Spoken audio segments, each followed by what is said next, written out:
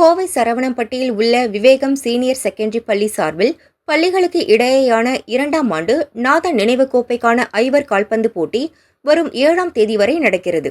போட்டியை விகாஷ் வித்யாலயா பள்ளி தலைவர் ஆண்டவர் ராமசாமி, ரோட்டரி கிளப் நிர்வாகி ஜஸ்டின் பிரேம்குமார் துவக்கி வைத்தனர். விவேகம் பள்ளி முதல்வர் லில்லி பிரின்சி உடனிருந்தார்.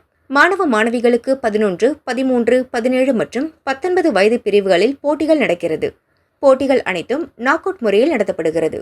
முதலில் 11 மற்றும் 13 வயதுக்கு உட்பட்ட மாணவர் பிரிவு போட்டிகள் நடைபெற்றன. இதில் 11 வயது பிரிவில் 37 அணிகள் மற்றும் 13 வயது பிரிவில் 39 அணிகள் பங்கேற்றன. 11 வயதுக்கு உட்பட்ட மாணவர்கள் பிரிவு முதல் சுற்று போட்டியில் விவேகம் பள்ளி அணி 2 கோல் வித்தியாசத்தில் லிஸ்யூ பள்ளியையும், CS அகாடமி அணி 3 கோல் வித்தியாசத்தில் தசரதன் சர்வதேச பள்ளியையும் வீழ்த்தின.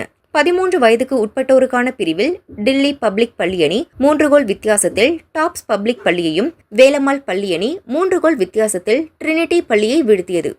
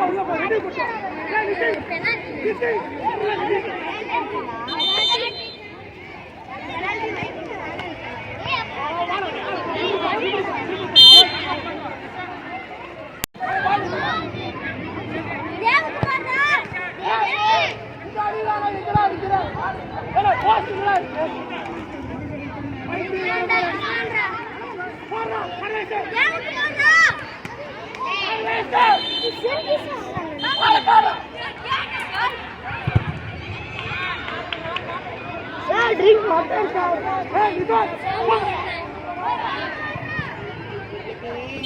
So can't even.